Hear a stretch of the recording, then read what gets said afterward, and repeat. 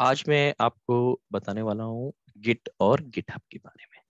तो सबसे पहले तो अ, लोगों में डाउट है कि गिट और गिटहब दोनों क्या है, एक ही चीज है। गिट और गिटहब दो अलग अलग चीजें।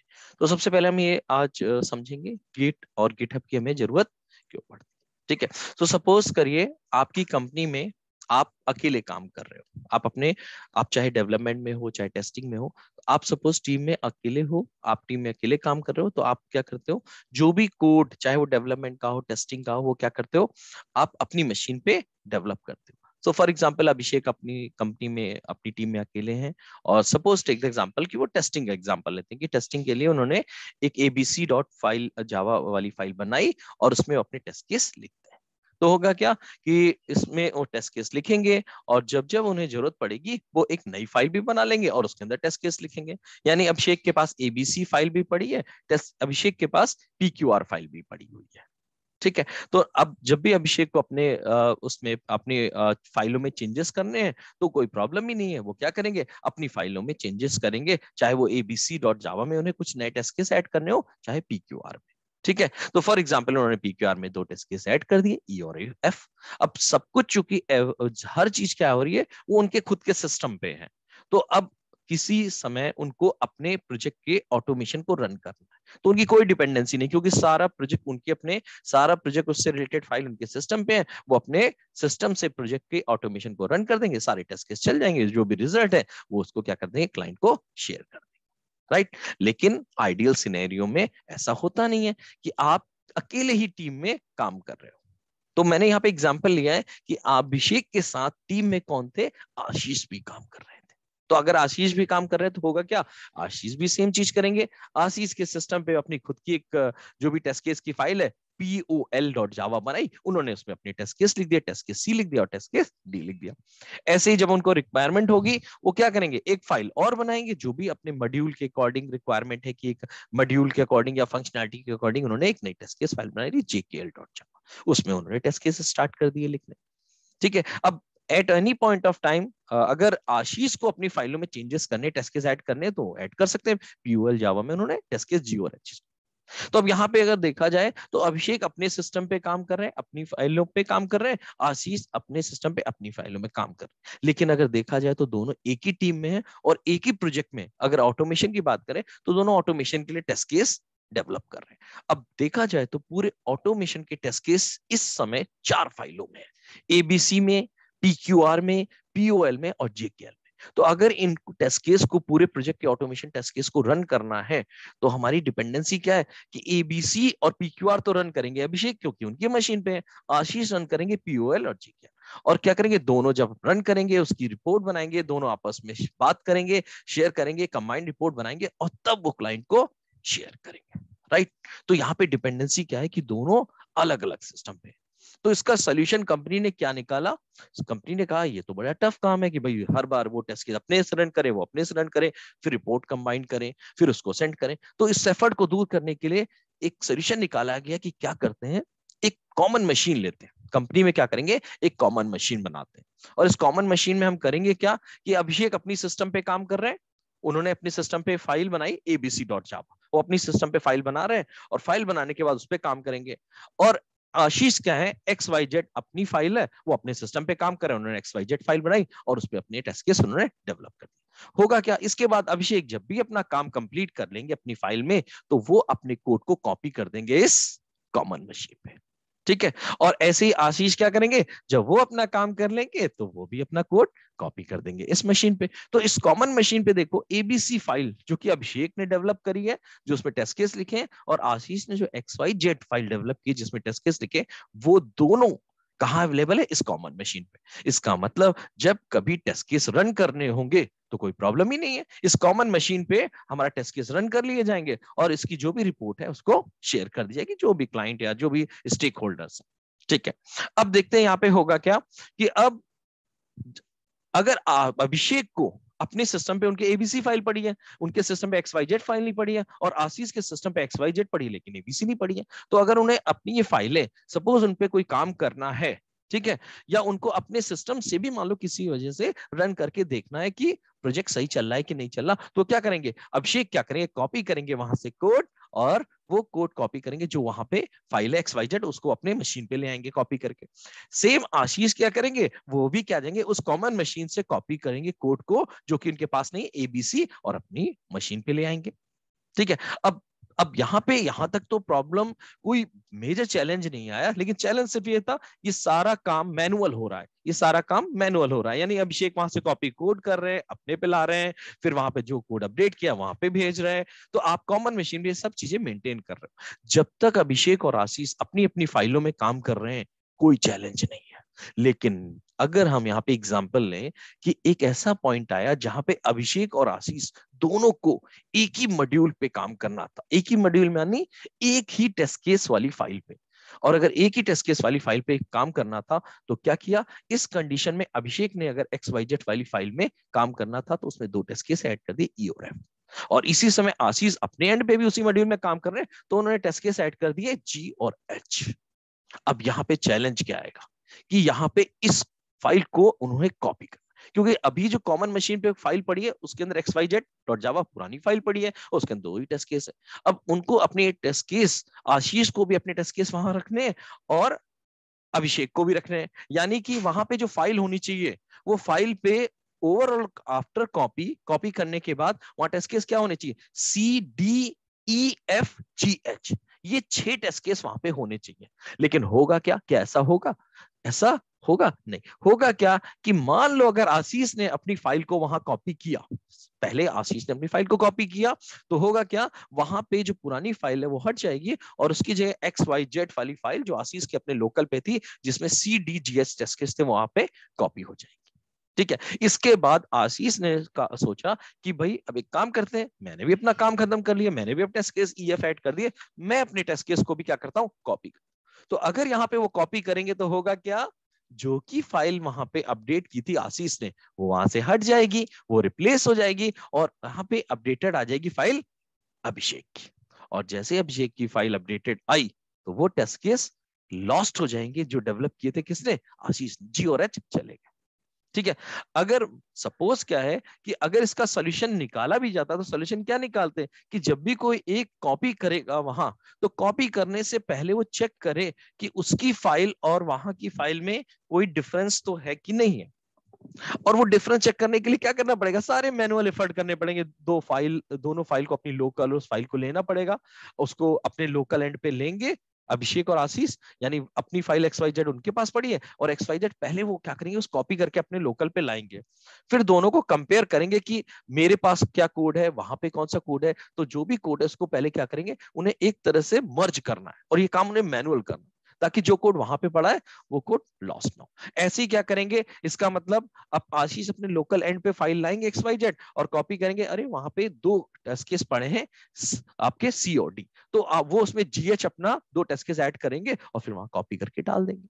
ऐसे अभिषेक भी क्या करना पड़ेगा, इस कंडीशन को ऐसी प्रॉब्लम ना आए, वो सबसे पहले अपने लोकल पे XYZ पड़ी वहां से XYZ को कॉपी करके अपने एंड पे लाएंगे। जब अपने एंड पे लाएंगे तो उनको पता चल जाएगा कि मेरी अपनी लोकल फाइल में टेस्ट केस है CDEF और जो वहां से मैं कॉपी करके लाया उसमें CDGH है, यानी कि वहां पे मुझे अपने 2 टेस्ट केस ऐड करने EF, लेकिन वहां पे GH भी लॉस्ट नहीं होने चाहिए, तो मैं अपनी एंड पे ये 2 टेस्ट केस ऐड करेंगे और वो टेस्ट केस ऐड करने के बाद फिर उसे कॉपी करेंगे। तो ये सब प्रोसेस जो है एक तो मैनुअल है, एक तो बहुत कॉम्प्लिकेटेड है कि ये सब काम आपको करना है, तो इसमें एरर होने के चांसेस। कुछ चैलेंजेस तो मैं आपको ये चैलेंज बताया, कुछ चैलेंज तो आपको मैं ओवरऑल अगर बताऊं तो जैसे क्या है, सारा इसमें चैलेंजेस क्या है, एक तो मैनुअल कॉपी पेस्ट चल रहा है, सब कुछ मैनुअल, आप कॉपी कोड आपको कॉमन मशीन से अपने एंड पे अपने एंड से वहां ले जाना है, तो ये सारा मैनुअल का प्रोसेस है। तो उसमें क्या है, अगर सेम फाइल में काम कर रहे हैं तो आपके चेंज लॉस्ट भी हो सकते हैं। ठीक है, और इस एक चैलेंज और क्या है, तीसरा नंबर का चैलेंज कि आप क्या कर रहे हो, जब भी आप अपना कोई कोड डेवलप कर रहे हो आप इस कॉमन मशीन पे जाके लास्ट अपना चीज अपडेट कर देते हो। जब लास्ट अपनी चीज अपडेट कर देते हो तो उससे पहले जो उस फाइल का जो भी चेंजेस हैं वो हटके आपके लेटेस्ट अपडेटेड हो जाता है, और आप कहीं मेंटेन नहीं करते हो कि मैंने क्या किया कि उसमें अपडेट करने से पहले उस मशीन पे उसकी एक कॉपी बना के रख लें कि इस डेट को ये फाइल थी, अगले डेट में तो उसका एक बैकअप बना के हम नहीं रख रहे। ठीक है, तो हम बैकअप बना के नहीं रख रहे हैं, तो होगा क्या, किसी पर्टिकुलर डेट को अगर मुझे चाहिए कि 4 या 5 दिन पहले उस फाइल में क्या चेंजेस था, मुझे उसी फाइल पे उस कंडीशन में अपनी इस फाइल को ले जाना है, तो नहीं ले जा सकते। ठीक है, क्योंकि हमने क्या किया, वो बैकअप तो रखा नहीं है। और अगर बैकअप रखेंगे तो कितना बैकअप रखोगे, 1 दिन, 2 दिन, 4 दिन, कितना बैकअप, तो ये बहुत बड़ा चैलेंज है। ठीक है, अब चैलेंज है, इसके कारण क्या होता है, आपको लेटेस्ट कोड ही मिलता है। ठीक है, तो आप अपने कोड को यानी अपने टेस्ट केस को किसी फाइल को पर्टिकुलर बैक डेट में, वो आप इसको बोलते हैं रोल बैक नहीं कर सकते। ठीक है, अच्छा, एक और चैलेंज है कि रियल में होता है क्या, जब आप अपने प्रोजेक्ट पे काम करते हो, तो जैसे कि क्या अभिषेक का एग्जांपल है, वो XYZ पे फाइल काम पे कर रहे हैं, या ABC फाइल पे काम कर रहे हैं, ऐसे आशीष अपनी फाइल पे काम कर रहे हैं, तो क्या करते हैं, सारा काम हमें रिलीज नहीं करना होता, हम अपने प्रोजेक्ट में काम कर रहे हैं, तो थोड़ा सा काम क्या होता है, जो भी आपको इस रिलीज में जाएगा, वो काम हम रिलीज करते हैं, यानी कि उसको हम सर्वर पे भेजते हैं, जहां से भी कॉमन चीजें रन होती हैं, स्टोर किया। और कुछ काम अपने एंड पे हम क्या करते हैं, होल्ड कर सकते हैं, कि जैसे कुछ टेस्ट केस हो गए, कोई फाइल हो गई जिसको नहीं। तो ये सब मैनेज करना मैनुअली बड़ा टफ।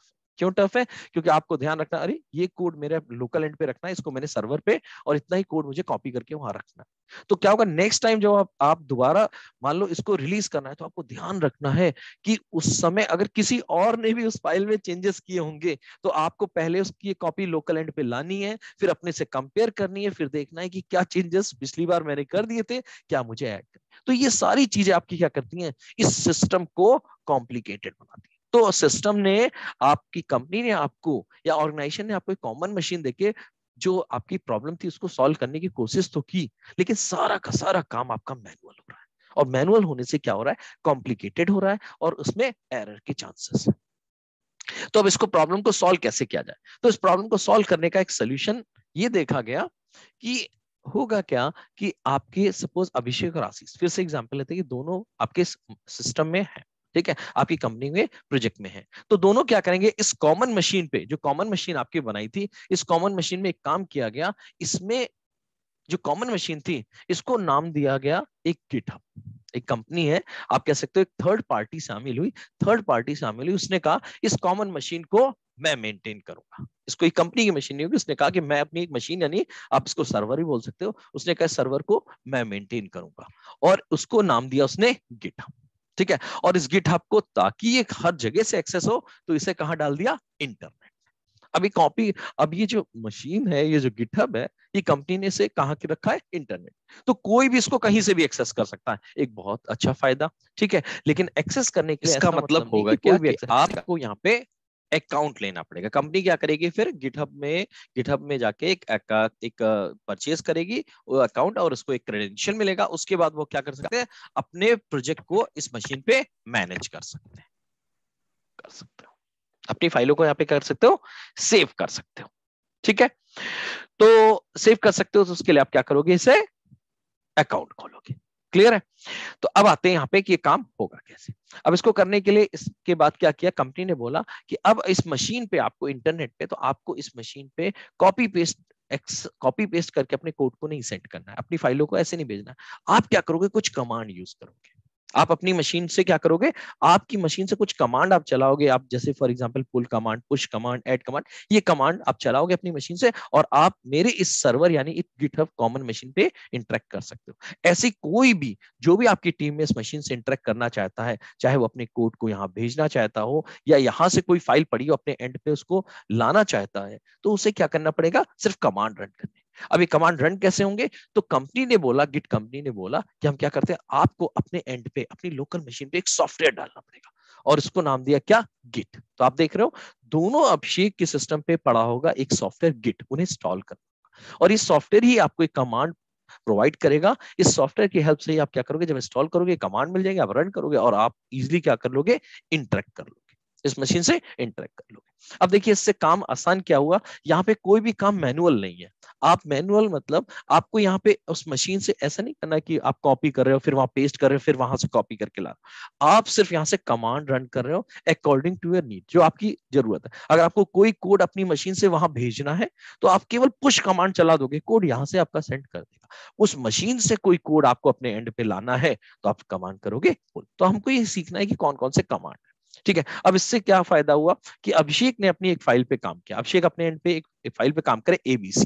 ठीक है, उन्होंने काम किया, काम करने के बाद आशीष इसी समय आशीष भी क्या कर रहे हैं, अपनी फाइल पे काम कर रहे हैं XYZ, कोई प्रॉब्लम नहीं, दोनों अपनी अपनी फाइल पे अपनी सिस्टम पे काम कर रहे हैं। उसके बाद क्या हुआ, अभिषेक ने सिंपल एक कमांड रन किया पुश, और उनके चेंजेस कहां पहुंच गए, उनकी फाइल उठी और सेंड होके सीधा पहुंच गई गिटहब पे। इसी तरह आशीष ने क्या किया, उन्होंने पुश कमांड अपनी मशीन से रन किया तो उनका कोड भी पहुंच गया क्या, इस गिटहब सर्वर पे। ठीक है, अब सेम चीज करने के बाद क्या हुआ, अब अभिषेक को क्या चाहिए था, वो फाइल चाहिए थी जो सर्वर पे पड़ी है, उनके पास नहीं है, क्योंकि XYZ तो डेवलप की थी आशीष ने, वो उन्होंने भेज दी थी गिटहब में। तो उनको कैसे मिलेगी, वो सिंपल एक रन करेंगे कमांड पुल, और पुल क्या करेगा, अपने यहाँ चेक करेगा कि ऐसी कौन सी फाइल है जो अभिषेक की लोकल मशीन पे नहीं है लेकिन वो सर्वर पे पड़ी है, गिटहब पे पड़ी है, तो वो आ जाएगी XYZ, सिंपल पुल कमांड का। और ये सेम चीज क्या होगा, आशीष भी अपने एंड पे करेंगे। तो आपका यहाँ पे लाइफ क्या इजी हो गई, कम्युनिकेशन बहुत आसान हो गया, आपका सब कुछ कमांड से हो रहा है, मैनुअल चीजें नहीं है, तो सब कुछ कमांड आपके एंड से, तो आपकी लाइफ क्या हो गई, इजी हो गई, राइट। इसके अलावा और क्या बेनिफिट है, जैसे मैंने आपको चैलेंजेस बताए कि अगर अभिषेक और आशीष अपने अपने सिस्टम पे काम कर रहे हैं और काम करते वक्त वो अपना कुछ पार्ट चाहते हैं, कुछ पार्ट चाहते हैं क्या, कि मैं अपनी मशीन पे कुछ टेस्ट केस डेवलप किया, कोई फाइलें मैं बना के रख लूं, लेकिन मैं उसको वहां पे सर्वर पे नहीं भेजना चाहता हूं, तो अपने एंड पे रख लेंगे। ठीक है, और जो फाइल उनको अपने अपडेट करके भेजनी है वो उसे वहां पे भेज देंगे। इसके लिए वो कमांड यूज कर सकते हैं, ऐड कमांड। ऐड कमांड का फायदा क्या है, जिस फाइल को आपको चेंज करके भेजना है सर्वर पे, आप उसी को ऐड कमांड की हेल्प से भेज सकते हैं, बाकी जिस फाइल को नहीं भेजना उसको आप लोकल एंड पे अपने रख सकते हैं। तो लोकल एंड पे रखने का फायदा क्या है कि ये जो आपका सॉफ्टवेयर गिट ये ट्रैक करता है कि आपने कौन सी फाइल वहां सर्वर पे भेज दी है, कौन सी फाइल ऐसी है जो आपके सिस्टम पे पड़ी है और आप उसमें चेंजेस कर रहे हो कि नहीं कर रहे हो। ठीक है, तो जिसको जैसे सर्वर पे भेजना होता है उसके लिए हम ऐड कमांड के साथ साथ कमिट कमांड भी चला देते हैं, तो आपका चेंजेस आपकी लोकल मशीन पे मेंटेन होता है ऐड कमांड से। वो मेंटेन होता रहता है कि वो समझ जाते हैं इस पे आप क्या काम कर रहे हो, आप इसे मॉडिफाई कर रहे हो, डिलीट कर रहे हो, क्या कर रहे हो, और जैसे ही कमिट कमांड करते हो आपका चेंज रेडी हो जाता है कहाँ, सर्वर पे जाने के लिए। तो पुश, एक्चुअली जो पुश कमांड है वो डिपेंड करता है कमिट पे, कमिट के थ्रू जो भी आप रेडी हो भेजने के लिए अपने सर्वर पे, पुश कमांड उसको आफ्टर कमिट कमांड के बाद वो सीधा भेज देता है सर्वर। तो इससे आपकी लाइफ बड़ी आसान हो जाती है। क्लियर है? तो अब हम इसको समझेंगे कि जो आपको मैंने बताया इसके लिए पूरा वर्कफ्लो होता है। वर्कफ्लो क्या होता है, वर्कफ्लो दो वे में होता है। वर्कफ्लो दो वे में होता है कैसे, कि आपके सबसे पहले देखा जाए तो आपका जो फ्लो होता है, फ्लो आपका दो पार्ट में, एक होता है आपका रिमोट, है ना, जो मैंने रिमोट हब की बात करी, और एक फ्लो होता है लेफ्ट में लोकल। लोकल मतलब जो आपकी लोकल मशीन। तो रिमोट वाला पार्ट क्या है, रिमोट वाला पार्ट तो एक होगा कि जहां पे सब लोग अपना कोड, कॉमन कोड रखेंगे। ठीक है, कॉमन कोड रखेंगे, और जो कॉमन कोड रखने के लिए हम वहां पे जो कॉन्सेप्ट यूज करते हैं उसको उसको टर्म बोलते हैं, एक फोल्डर ही होता है उसको रिपोजिटरी बोल देते हैं। और लोकल क्या होता है, लोकल वाला पार्ट क्या होता है, आपकी टीम में हर मेंबर जो उस टीम में काम कर रहा है, जो भी उसका टीम का मेंबर है, वो अपनी लोकल मशीन पे एक इन्वायरमेंट अपना क्रिएट करता है, जो मैंने आपको बताया था। तो उसमें दो फ्लो होते हैं। दो फ्लो क्या होते हैं कि सबसे पहले क्या होता है, प्रोजेक्ट क्या होता है, स्टार्ट होता है कि आपकी आपका एक प्रोजेक्ट तो स्टार्ट होता है कि आपकी लोकल मशीन से एक डेवलपर है, उसने पहले एक बेसिक प्रोजेक्ट का स्ट्रक्चर बनाया, छोटा सा कह सकते हो, इनिशियल कुछ फाइलें बनाई, एक फोल्डर बनाई, शेयर फाइल, और उस फोल्डर उस प्रोजेक्ट को अपने रिमोट सर्वर पे आपने भेज दिया कि भाई ये पहले इनिशियल स्टेज का प्रोजेक्ट बना के मैंने वहां भेज दिया। अब क्या करेंगे, जितने भी लोग टीम में काम कर रहे हैं वो वहां से पहले इसको क्या करेंगे, अपने अपने एंड पे इसकी एक कॉपी ले लेंगे। कॉपी लेने का मतलब उसे क्या करेंगे, उसकी कॉपी या क्लोन ले लेंगे। तो आपको उसको करने के लिए एक कमांड चाहिए होता है, आप कमांड यूज करोगे जिससे सबको अपनी उसकी एक एक कॉपी अपने लोकल एंड पे मिल जाएगी, और फिर काम करना स्टार्ट कर दो। दूसरा क्या स्टार्ट होता है, दूसरा फ्लो क्या होता है, एक तो फ्लो, दूसरा फ्लो होता है कि आपकी स्टार्टिंग होती है रिमोट से। और रिमोट से स्टार्टिंग मेनली कौन करता है, कि जैसे आपका टेक्निकल लीड है, जो आपके टीम लीड है या आपका मैनेजर है, वो क्या करते हैं, रिमोट पे जाके, रिमोट सर्वर पे जाके, वहां अकाउंट होता है उनका, वहां पे एक फोल्डर बना देते हैं, या उसको प्रोजेक्ट का फोल्डर बोल सकते हैं, और उसमें कुछ इनिशियल फाइलें बना देते हैं, जैसे रीडमी फाइल होती है प्रोजेक्ट की इन्फॉर्मेशन रिलेटेड, उस प्रोजेक्ट में बना दी। ठीक है, और उसको बोलते हैं वो रिपोजिटरी। अब वो क्या करते हैं, इस रिमोट के जो इन्होंने रिपोजिटरी बनाई है उसका यूआरएल वो सारे टीम मेंबर को शेयर कर देते हैं, और ये कहते हैं ये भाई इसका यूआरएल है। अब आप क्या करो, सबसे पहले इसकी अपनी कॉपी बना के अपने पास रख लो, एक एक कॉपी यहां से इस यूआरएल से, और अपने में चेंजेस करते हैं ना अपने लोकल एंड पे, और जो भी चेंजेस करते रहोगे वो वापस इसी लोकेशन पे क्या कर देना, सेंड कर देना। ठीक है, तो ये आपका दूसरा फ्लो होता है। ज्यादातर हम दूसरा फ्लो यूज करते हैं जिसमें हम स्टार्ट करते हैं रिमोट से। ठीक है, तो इसमें क्या होता है, रिमोट वाला जो पार्ट होता है उसको बोलते हैं गिटहब, और जो लोकल वाला पार्ट होता है वो एक्चुअली आपका तीन स्टेजेस में बना होता है, तीन पार्ट में, तीन स्टेजेस में उसको डिवाइड किया। एक हो गया वर्किंग डायरेक्टरी, एक हो गया स्टेजिंग एरिया, और एक हो गया गिट रिपोजिटरी। ठीक है। तो इस काम कैसे करता है, सबसे पहले क्या होता है कि आपका, मैंने बोला कि जो आपका रिमोट वाला फ्लो है जिसमें रिमोट से स्टार्ट होता है, सबसे पहले वहां पे एक प्रोजेक्ट को सेटअप करा जाता है। रिमोट पे आपका एक रिपोजिटरी, यानी एक रिपोजिटरी बोलो या फोल्डर बोलो, एक बनाया जाता है, XYZ जैसे बनाया एग्जांपल। और वहां पे उसमें क्या इनिशियल कुछ फाइलें रखी गई, और जो भी फाइलें आपकी इनिशियल स्टेज पे, जो अभी आप सोच सकते हो कि आपका टीम लीडर मैनेजर उसमें रीडमी फाइल या कुछ भी उसमें फाइलें वहां पे रखते हैं। और फिर वो क्या करते हैं, इसका जो लोकेशन है, इसका जो URL है, वो हर टीम मेंबर को शेयर करते हैं। अब लोकल एंड पे हर टीम मेंबर क्या करेगा, हर टीम मेंबर को सबसे पहले तो ये फोल्डर जो आपके लीड ने बनाया हुआ है प्रोजेक्ट का, इसकी एक एक कॉपी अपने एंड पे चाहिए, ताकि वो क्या करें, इससे कनेक्ट हो सके। तो क्या करेंगे, हर आदमी अपने एंड पे एक कमांड रन करता है, जो गिट होता है।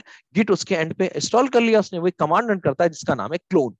जैसे ही क्लोन कमांड रन करेगा, तो ये क्या होता है, ये फोल्डर वो वहां से कॉपी होके आता है। और वो जो भी इसको रन करेगा, जो भी टीम मेंबर रन करेगा, वो क्लोन कमांड को रन करते इसकी कॉपी बन के आ जाएगी का वर्किंग। यानी आपकी मशीन के अंदर कोई भी जिस फोल्डर जगह पे बोलोगे, वहां पे उसको फोल्डर कॉपी करके ले आएगा। ठीक है। अब ये काम हर वो आदमी करेगा जो आपके प्रोजेक्ट में फर्स्ट टाइम इस प्रोजेक्ट पे काम करने जा रहा है, क्योंकि उसके सिस्टम पे एक फोल्डर की कॉपी तो है नहीं। तो सबसे पहले वो क्या करेगा, ये वाला। तो क्लोन कमांड का काम है रिमोट से जो भी आपका रिपोजिटरी है उसको लोकल पे आपके कॉपी करके लाना। ठीक है। अब क्या होगा, अब ये सबने काम कर लिया, वहां से लाने का काम तो समझ गए, इसमें से इनिशियल स्टेज में हो गया। अब क्या करेंगे कि हर टीम मेंबर अपने एंड पे काम करेगा। अब काम कैसे करेगा, सपोज उसने काम करना है, तो अपने एंड पे जो भी काम करेगा उसे वो क्या करना होता है, उसे पहुंचाना होगा उसे सर्वर पे। उसे कहां पहुंचाना होगा, उसे सर्वर पे। तो सर्वर पे यानी इस गिटहब सर्वर पे, यानी इस XYZ फोल्डर के अंदर अपने चेंजेस पहुंचाने। तो कैसे बताएं, वो अपने इस फोल्डर के अंदर जो कॉपी करे, इसके अंदर जो भी काम करेगा, अगर उसे अपने नेक्स्ट लेवल पे अपने रिमोट सर्वर पे ले जाना है, तो उसे स्टेजेस से गुजरना है। पहले उसे स्टेजिंग एरिया में लाना है। तो जैसे आप ऐड कमांड को रन करते हो, आप अपने सिस्टम में ऐड कमांड रन करोगे और उसमें फाइलों का नाम दोगे कि इस फाइल को मुझे स्टेजिंग एरिया में ले जाना है। कोई जरूरी नहीं कि आप सारी फाइलें दो, आपने 3 फाइलों में काम किया, अगर एक फाइल को आपको सर्वर तक ले जाना है, तो ऐड कमांड में आप दोगे कि मुझे इस पर्टिकुलर फाइल को ले, ऐड कमांड और फाइल दोगे, तो आपकी वो फाइल आपकी स्टेजिंग एरिया में। स्टेजिंग एरिया का मतलब सिर्फ ये होता है कि आपके सिस्टम में गिट का जो सॉफ्टवेयर है वो उसको ट्रैक करना शुरू कर देता है। ट्रैक मतलब अब वो ये देखना शुरू कर देता है कि जो फाइल आपने ये आपको ऐड कमांड के साथ ऐड किया, उस फाइल के साथ आप कोई भी एक्टिविटी करोगे तो वो उसे ट्रैक करेगा, उसकी इंफॉर्मेशन रखेगा। क्या, जैसे कि आप क्या कर रहे हो, उस फाइल में आपने कोई भी चेंजेस किया फ्यूचर में, तो वो ये चेक कर लेगा कि आप उसने क्या किया, मॉडिफाई किया। इवन अगर आपने इस फाइल को डिलीट किया, तो आपका ट्रैक करेगा कि आपके पास ये फाइल थी, आपने काम किया और आप उसने डिलीट कर दिया। तो ऐड कमांड को बोलते हैं कि ये क्या करता है, इसको ट्रैकिंग में चेंज करता है, इसको ट्रैक करना शुरू कर देता है। ठीक है। और जो फाइलें आपने ऐड कमांड में नहीं की, वो आपकी फोल्डर में वैसी ही पड़ी है, एज इट इज पड़ी है। ठीक है। अब जब आपने ऐड कमांड ट्रैक स्टार्ट कर दिया, तो ट्रैक करने के बाद होता है क्या, आप जो भी इसमें चेंजेस करते हो, आप उससे एक बार कंफर्म हो जाते हो कि अगर ये चेंजेस मुझे सर्वर पे ले जाने हैं, तो उसके आपको सर्वर पे ले जाने से पहले एक एक तरह से कंफर्मेशन देनी होती है। ठीक है। वो कंफर्मेशन सिर्फ सिक्योरिटी के लिए, कि डायरेक्ट चीजें क्या हो, स्टेजिंग एरिया से सीधा आपके रिमोट पे ना जाए। तो कैसे देते हैं, आप अपने जो भी काम करते हो उसमें कमांड रन करते हो कमिट। कमिट कमांड रन करते ही जो भी चीजें आपकी स्टेजिंग एरिया में पड़ी हैं, वो स्टेजिंग एरिया से पहुंच जाती है गिट रिपोजिटरी। और गिट रिपोजिटरी और कुछ नहीं है, आपके लोकल जो पार्ट है आपके सिस्टम पे, उसमें गिट ने एक लेयर बना रखी, लास्ट लेयर। आप ऐसे मान सकते हो कि सीधा सर्वर पे ना भेजने से पहले उसने एक लेयर बनाई कि जो भी आप ऐड करो, कमिट करोगे, कमिट से क्या होगा, वो ऐड से आपकी स्टेज आपके गिट रिपोजिटरी एरिया में आ जाएगा। और ये वो जगह है जहां से आप बिल्कुल now you are ready to fly, आप सेंड करने के लिए, कोड सेंड करने के लिए रेडी हो रिमोट में। अब यहाँ पे आपको डिसीजन लेना है कि आप उसे भेजना चाहते हो। अगर आप भेजना चाहते हो तो केवल एक छोटा सा कमांड रन करो, पुश, और सीधा कोड आपके लोकल से पहुंच जाएगा सर्वर पे। अगर आप जाओगे तो आपके जितनी भी फाइलें या चेंजेस जो भी आपने किए, वो सीधा पहुंच जाएंगे सर्वर पे। ठीक है। तो ये तो काम हो गया। फ्लो क्या होगा, किसी भी टीम मेंबर को अगर अपना काम कोई चेंजेस करके सर्वर तक पहुंचाने, तो ये फ्लो से बनाना पड़ेगा, यानी कि ऐड कमांड रन करेगा, कमिट करेगा और उसके बाद पुश करेगा, जिस स्टेज पे करना है। ठीक है।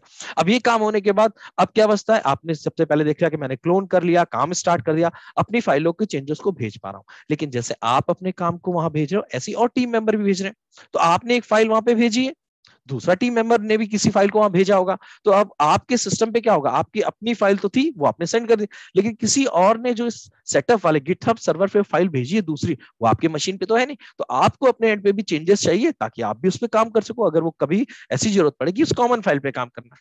तो आप अपने सिस्टम से अपनी वर्किंग वाली जो डायरेक्टरी है, यानी उस स्टेज पे अपने फोल्डर से XYZ फोल्डर में जो आपका फोल्डर है कॉपी करके उस पे एक कमांड रन कर दो, पुल। जैसे पुल रन करते हो ये क्या करता है, उस XYZ फोल्डर में जो भी चेंजेस किए हुए हैं, किसी ने भी किए, वो आपके एंड पे लाके रख देगा। यानी कि अगर किसी ने आपके XYZ फोल्डर सर्वर पे कोई फाइल कॉपी करी है, कोई और फाइल का एग्जांपल है, जैसे वहां पे हम आशीष और उनका एग्जांपल है, कोई फाइल कॉपी कर जो आपके एंड पे नहीं है, वो कॉपी होके आ जाएगी। तो आपकी लाइफ कितनी हो जाती है, आसान। तो बेसिकली आपको ये करना होता है, या अपने चेंजेस को आप उठा के यहाँ वहां भेजोगे, या वहां के चेंजेस को उठा के अपने एंड पे लाना होगा। तो मेनली होता है। इसके अलावा और भी चीज, और भी कई चीजें होती हैं जो आप क्या कह सकते हैं, कर सकते हो इस फ्लो में। ठीक है, तो ये जो मैंने आपको फ्लो बताया 1-1, इसको एक सिंगल इमेज के फॉर्म में मैंने दिया। तो ये आपकी जो ये फायदा होता है, इससे क्या फायदा होता है, बहुत से चैलेंजेस आपके रिमूव हो गए और आपकी लाइफ बहुत आसान हो जाती है। तो गिटहब का ये यूज है, राइट। तो हम क्या करेंगे, गिटहब को जो इंस्टॉलेशन पार्ट है कैसे वो सेटअप करते हैं, ये हम अपने अपने नेक्स्ट वीडियो में देखेंगे। तो उस वीडियो का लिंक आप मेरे इस डिस्क्रिप्शन में फाइंड आउट कर सकते हो। ठीक है, उस डिस्क्रिप्शन के लिंक से आपको मिलेगा कैसे हम इसे इंस्टॉल कर सकते हैं। ठीक है, ओके, थैंक यू।